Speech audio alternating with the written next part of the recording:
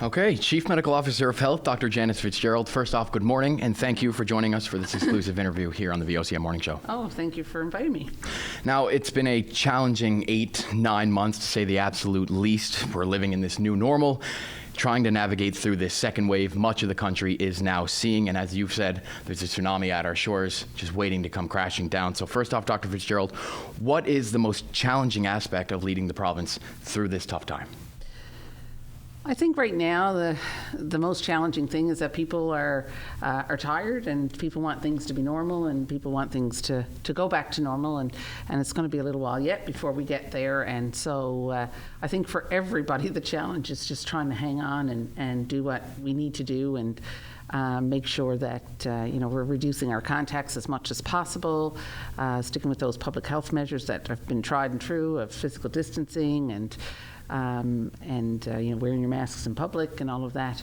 And at this time of year right now, of course, where there tends to be more gatherings, more crowds, more people going out shopping, it's even more important for us to be adhering to those measures. But yeah, so I think it's just the length of time that this has been going on and the fact that people are tired. What have been some of the more... One second, Ben, I'm going to get you to move your microphone a little bit closer to you. Cheryl, if you wouldn't mind. Okay. Go ahead. Good. And what have been some of the more rewarding aspects of all of this? Oh, I mean, there's a lot that's been rewarding. I think, how well the Eastern Health and was able to deal with that initial cluster that we had.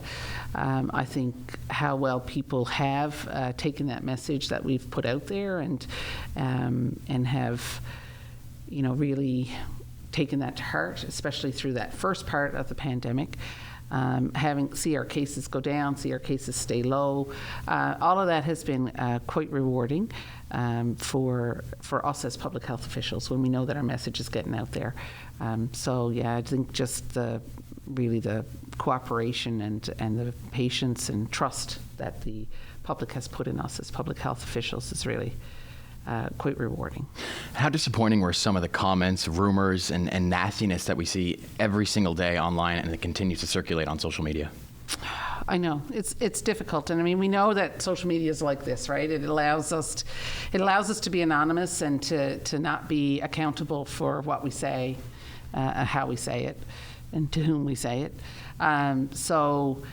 It's disheartening. I think, as a province, generally speaking, I think we support each other very well. And there are a few bad apples who, to coin a phrase, but who are really making it bad. It's not the majority of people that are out there, I don't think. But, as always, we say you need to be kind. You don't know somebody else's story. You can't put yourself in somebody else's shoes necessarily. And, if you continue to look at the world from your own perspective and not try to take into account anyone else's, you'll have a very narrowed view of the world. Have you or your staff been subjected to any ill will throughout this? Well, yeah, I have a Twitter account, so so that's kind of a given. I think on the whole, our staff has been, they feel the fatigue, they feel the, some of the discomfort that the public may have with some of the measures that we've put in place. Mm-hmm. I think everybody feels that. Certainly our staff on the exemptions team has felt that. But on the whole, I think for the most part, things have been positive. People have been positive when they've been talking to us. And, there have been a few things, but there's nothing that any of us really want to dwell on. And Dr. Fitzgerald, on that note, you've urged kindness throughout all of this. Why has that been so important to you?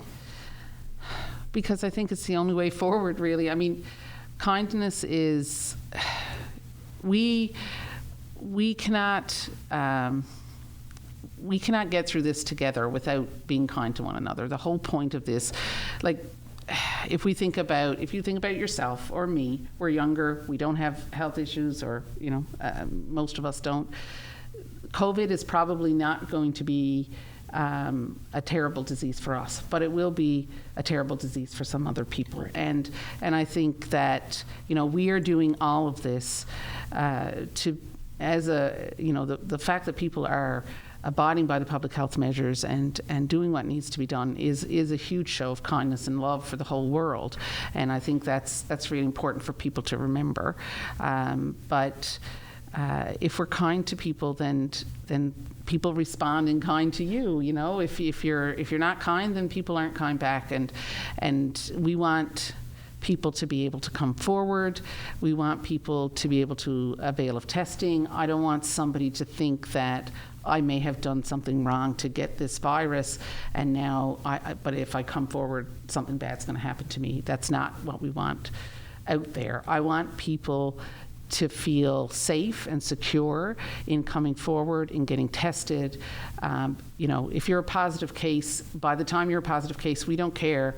I mean, we care where it came from, obviously. We're going to be looking for that. But we don't, that's irrelevant to us in the sense of, are you responsible? Who was responsible? Like, we're not about casting blame. We're about trying to find every case we can and to get that locked down as quickly as possible. So we want people to come forward, and people will only feel safe to do that if we're kind to each other. Now, when the pandemic began, going way back to March, you were in this role in an acting role as the Chief Medical Officer of Health. Now you're really the face of it here in the province. You're one of the most recognizable faces in the province. How difficult is it for you personally to be in the public eye like this day in, day out? It's been a big adjustment for me. I'm not somebody who's used to that. So I kind of like anonymity a little bit, and so it has been a bit of an adjustment. But on the whole, as I've said before, people have been largely very kind and very supportive and positive when they've met me in public and things. But it's, you know, it's difficult sometimes when people, when you are out there in the public and people, you know, question certain things that you say or do or whatever the case, but and you feel like you have a little bit of extra scrutiny. But I guess on the whole, it's not been a terrible thing. You know, it's not been awful, but I do like being anonymous. I do long for the day when I can walk down the street and nobody knows me. But now, what are you most proud of as we continue to fight our way through this pandemic? There are so many things to be proud of through all of this. I think, you know, on the whole, I'm really proud of our response in Newfoundland. I'm proud of the way that people have stepped up and people have taken it seriously. I think that's really good. I'm really proud of our public health teams. They have been phenomenal through all of this. Like, they have looked for every last contact. They have really searched. They have gone above and beyond, and that's all the teams in the RHAs. There's been no RHA unaffected, and you know, we've all had these situations that have been challenging. We have been very fortunate up to this point not to have some of the situation that they've had elsewhere in the country. But, you know, we have had some challenging situations in every RHA, and they have all stepped up. And for me personally, at the team that I have working with me at the Department of Health and Community Services are just phenomenal. They are ready to do anything at any time, whether it's day, night, on the weekends. There are some people who, you know, have worked every weekend since, in some form, since, you know, March, really, and so we're just very fortunate. The province is very fortunate to have such a great public health team, and then our other healthcare, you know, our acute care teams who have responded so quickly when we needed to make capacity because we didn't know what was going to happen in the beginning. It's really been quite phenomenal, and you know, but really, it's been everybody pulling together, you know, all our essential workers, our teachers now, keeping our schools safe. It's just been, on the whole, just such a community effort. I think it really proves to us what we can do when we really all just work together towards a common goal. And now on the other end of that, what do you most worry about when it comes to COVID-19, the pandemic? What kind of keeps you up at night? Oh, well, right now it's just the situation that's happening anywhere else, and knowing that, you know, at any time it could happen to us. Everybody thought 2 weeks ago that the Atlantic bubble was a safe place to be, and now, we've seen community spread in one of our provinces. It's not that anyone did anything wrong. It just it happens, and it was inevitable with the number of cases that we're seeing elsewhere in the country, and the fact that people are allowed to travel. We can't completely restrict travel into the province, and so that is an inevitability that we're going to have cases come in here. And so I think the challenge has been to have people understand that we are now at a tipping point, and that we really do need to take this seriously and take these public health measures seriously. Even though we don't have a whole lot of cases here in the province, we still need to take it seriously, because it doesn't take much for us to spark a super spreader event or an outbreak or anything like that. So, how optimistic are you about the future of vaccines, testing, and treatments? So certainly with regard to the vaccine, there's been a lot of really good news on the horizon, and we are hopeful that there will be a vaccine early in the new year that will be distributed. The caution with all of that, and I need people to understand, is that vaccine is not going to come in here like the flu vaccine does. We can't order 425,000 doses of that vaccine, right? We're going to get small doses in the beginning. We're going to have to have priorities for what groups would be the first groups to get that vaccine. People need to understand that we will have vaccine for everyone, but it is going to take some time, and it's going to take several months for us to be able to vaccinate everybody in the province. So that's all stuff that we're working on right now. That's our priority at the moment in public health, is developing those strategies for how we get that vaccine rolled out effectively.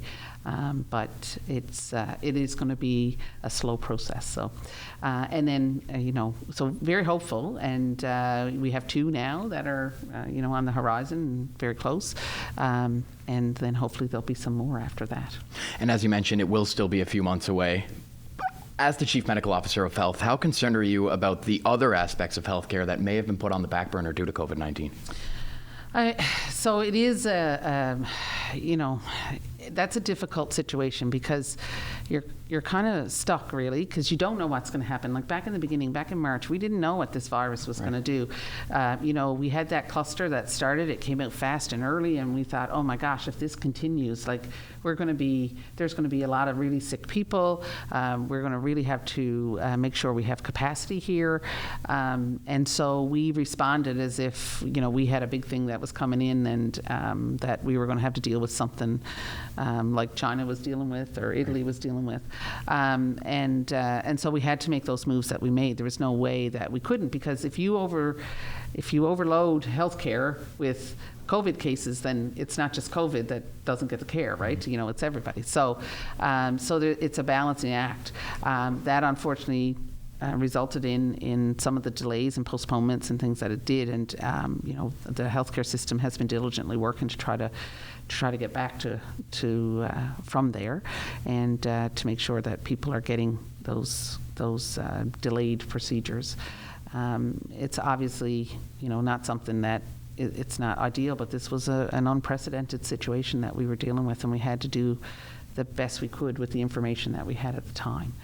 I'm not, acute care and acute care delivery is certainly not my scope to be speaking about. It's not something that I'm involved in, but I know that it's been a challenge for sure for all of us. And not to say we're out of the woods by any means or anything yet, but how much of a relief was it at that time to see when we had that first big cluster? We didn't know how big it was going to get, but then to see us be able to get that under control and really bring our case numbers down. Yeah, that was really, it was a big relief. I think, we were all really concerned in the beginning about would we have enough capacity? Would we be able to do it? How quickly could things get out of control? I think that really aggressive contact tracing that Eastern Health was amazing, and the fact that we had instituted some public health measures, asking people to isolate if they had been to the facility, all of that made a really big difference. But again, when those numbers got down, we didn't know what was going to happen. Like, we were still dealing with an unknown entity. We didn't know if we were going to get another surge surge. We didn't know if we were going to get another outbreak. We didn't know how well it was going to be able to be controlled. You put in the measures you can for what you think is going to work, but you can't predict the future. So it was still very difficult to know what was going to happen. And so much of, when your risk is importation, so much of your epidemiology will depend on how things get imported and where they get imported and who brings them in. And we all have to remember that there are still people who are coming into this province who are not able to isolate because of the nature of their job, because of what they have to do, and that's because they need to do what they need to do. So we get essential services, so we get goods delivered, all of that, and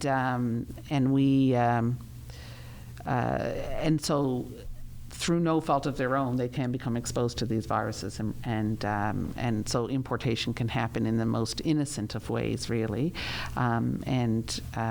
We all have to understand that we can't, to try to keep to 0 cases is just really unrealistic. How transformative of an experience has this been for you personally? I don't know. Physically, it's been transformative. I've gotten a whole lot more gray hairs, that's for sure. Yeah, I mean, I think for all of us in public health, this has been transformative. I'm working with people. I've come to public health late in my career, really. I was a family doctor for over 20 years. But I'm working right now with people who have worked in public health for many years. And some of them have been through SARS. Some of them worked through the Ebola crisis. Some of them worked through the H1N1 pandemic a little over 10 years ago. And they all say that this is nothing like any of those, and nothing like we've ever seen before. So I think it's transformed public health in a lot of ways, in that it's transformed the way we think about viruses, the way we think about spread, the way we have to challenge our own preconceived notions about how things will go. We've had to stay very humble in the face of this virus, and I think that for a lot of people, certainly that's it's transformed our thinking, I guess, in a lot of ways. For me personally, I think it certainly has changed. It's made me realize that I can step up and do what needs to be done, and that I probably have a lot more mental fortitude than I thought I did before all this happened. But it's really the transformation of how we think about pandemics and public health is there as well. So it'll be interesting when it's all over what the discussions are afterwards. Does it sometimes feel like this virus is never going to leave us? This virus is never going to leave us. That's it. It's here. The best we can do is like flu, right? The best we can do is try to immunize against it, try to reduce our risk as much as possible.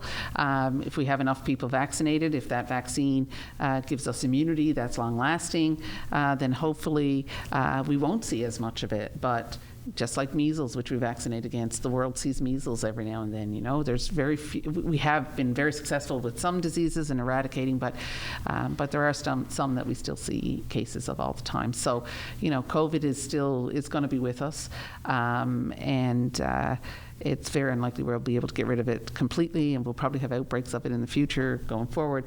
But hopefully it won't be to the same degree that we're seeing right now with the pandemic, because you have a whole population that had no immunity, right?